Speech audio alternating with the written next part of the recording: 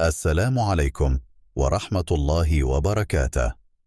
لا تنسى الاشتراك ووضع لايك للقناة لنشر المزيد من الأخبار. المنتخب العراقي. أحدث مواجهات منتخبنا الوطني لكرة القدم مع منتخب عمان كانت كالتالي: انتهت المباراة بفوز العراق ب3 أهداف مقابل هدفين لعمان. تعادل الفريقان سلبيا بدون أهداف. تعادل العراق مع عمان بهدفين لكل فريق. تكرر التعادل بين الفريقين بهدف واحد لكل منهما. أيضا تعادل الفريقان بهدف واحد لكل منهما في مباراة أخرى. انتهت مباراة أخرى بالتعادل السلبي بدون أهداف. حقق منتخب عمان الفوز بهدف مقابل لا شيء. فاز العراق في مباراة أخرى بهدفين دون رد. وانتهت المباراة الأخيرة بفوز العراق بهدف دون رد. قصي منير يبرأ يونس محمود من التدخلات في خيارات كاساس. سعد قيس: سبب دمار المنتخب العراقي حاليا هو الفوز على اليابان، والجمهور جعل من كاساس نبي. رياض هادي، عضو المكتب الإعلامي للاتحاد العراقي: إذا لم يتم تصحيح المسار في مباراة عمان فالاتحاد العراقي لن يقف مكتوف الأيدي. اللاعب الدولي السابق مصطفى كريم: من لعبت منتخب لحد ما اعتزلت جميع رؤساء الاتحاد يتدخلون بتشكيلة المنتخب. قرارات مدرب المنتخب العراقي خيسوس كاساس غريبة، ومن الممكن أن يستدعي لاعب معتزل منذ 4 سنوات. أوجه تساؤل للمدرب كاساس: لماذا حرقت لوكاس شيلمون وشاركت به في أصعب مباراة في المجموعة أمام كوريا الجنوبية، واليوم هو خارج القائمة؟ مدرب عمان رشيد جابر: نعرف أسلوب المنتخب العراقي، فهو سجل 4 أهداف فقط، هدفين من الكرات الثابتة وهدفين من الكرات الطويلة. لدينا أسلوبنا وطريقة لعبنا، وممكن نسبب مشاكل لأي فريق يواجهنا. نعرف أن المنتخب العراقي لديه لاعبين في دوريات أوروبا، لكن نحن نلعب مع لاعبين وليس دوريات، والمنتخب الذي يفرض أسلوبه هو من يفوز. يونس محمود: مباراة الغد أمام عمان نريدها أن تكون مصالحة للجمهور العراقي. منتخبنا بالطقم الأبيض في مواجهة عمان عقدة صباح اليوم الاثنين، المؤتمر الفني الخاص بمواجهة منتخبنا الوطني وعمان ضمن التصفيات المؤهلة لمونديال 2026. ومثل الجانب العراقي المدير الإداري مهدي كريم، وطبيب المنتخب الوطني قاسم الجنابي، ومدير التجهيزات حقي إبراهيم. وتم الحديث فيما يتعلق بالجوانب الإدارية واللوجستية والطبية والإعلامية. وتقرر أن يرتدي منتخبنا الوطني الطقم الأبيض الكامل وحراسه اللون الأصفر، بينما يرتدي منتخب عمان الطقم الأحمر وحراسه اللون الأسود. تواجه الجماهير العراقية في مسقط تحديا كبيرا، حيث يتجاوز عدد المشجعين الراغبين في حضور مباراة عمان والعراق 6000 مشجع، بينما تم تخصيص 2000 تذكرة فقط لهذه المباراة الهامة. يعكس هذا الفارق الكبير بين الطلب والعرض شغف المشجعين العراقيين وحماسهم لمساندة منتخبهم الوطني في هذه المنافسة. وقد أثار هذا الوضع قلق الجماهير، حيث يأمل الكثيرون في إيجاد حلول تضمن لهم فرصة حضور المباراة. من المتوقع أن تجرى مناقشات بين الجهات المعنية لتنظيم توزيع التذاكر بشكل عادل، وضمان أن يتمكن أكبر عدد ممكن من المشجعين من دعم منتخبهم في هذه المباراة الحاسمة. أعرب اللاعب أبو طبر عن جاهزيته التامة لمباراة الغد المهمة ضد المنتخب العماني، مؤكدا ثقته في قدرة الفريق على تحقيق الفوز وإرضاء الجماهير العراقية المتعطشة للانتصارات.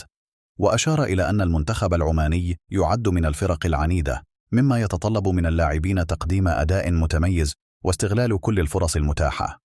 وأكد أبو طبر أن المنتخب العراقي يمتلك إمكانيات كبيرة، خاصة مع تواجد مجموعة من اللاعبين الشباب الذين يمتازون بالحماس والمهارة. واختتم تصريحه بالتأكيد على أهمية الروح الجماعية والتعاون بين اللاعبين لتحقيق الهدف المنشود، وهو الفوز الذي سيعزز من مكانة المنتخب في التصفيات ويجلب الفرح للجماهير. تعتبر مباراة العراق ضد عمان بمثابة مفتاح التأهل لكأس العالم، حيث تتطلب الظروف الحالية تحقيق الفوز بأي ثمن. إن الانتصار في هذه المباراة ليس مجرد ضرورة، بل هو خطوة حيوية لإعادة ترتيب الأمور وضمان مستقبل المنتخب في المنافسات الدولية.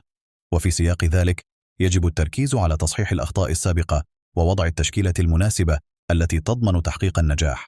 من الضروري الابتعاد عن المهاترات والتأويلات التي قد تشتت الفريق، حيث أن الدعم الجماهيري لا يزال قوياً ومسانداً.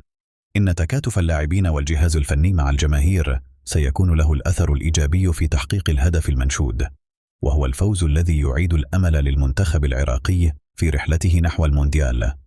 اللاعبين من الوحدة التدريبية الأخيرة قبل مواجهة عمان أعزائي الجماهير، يسرنا أن نعلن عن انتهاء الوحدة التدريبية بنجاح، حيث اجتمع فريقنا في مسقط لتبادل الخبرات وتعزيز المهارات.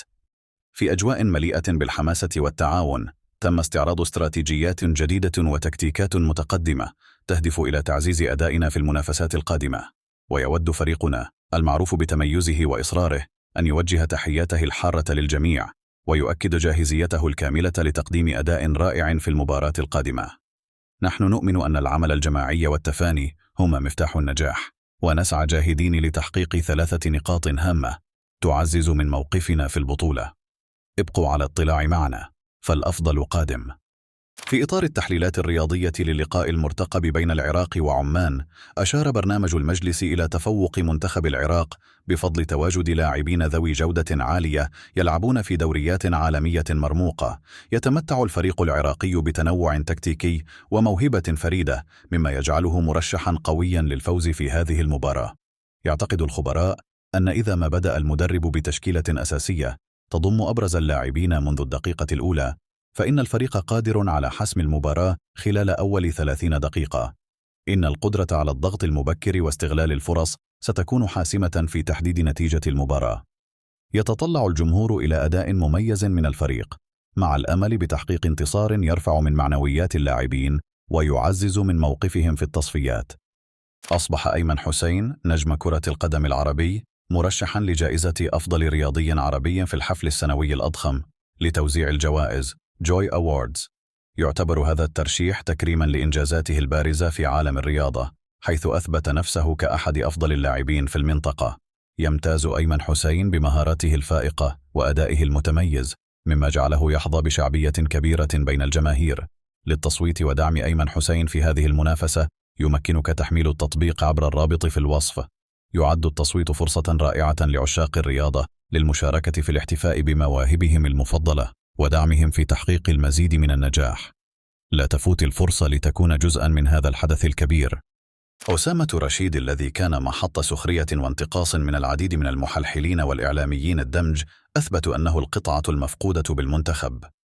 رشيد، ومنذ غيابه بداعي الإصابة ووسط المنتخب، يعاني من الضياع، حتى اضطر كأساس لتغيير مراكز بعض اللاعبين وتقييد حركة أمير والأظهرة وتقليل فعالياتهم الهجومية لعدم وجود من يملأ الفراغات خلفهم.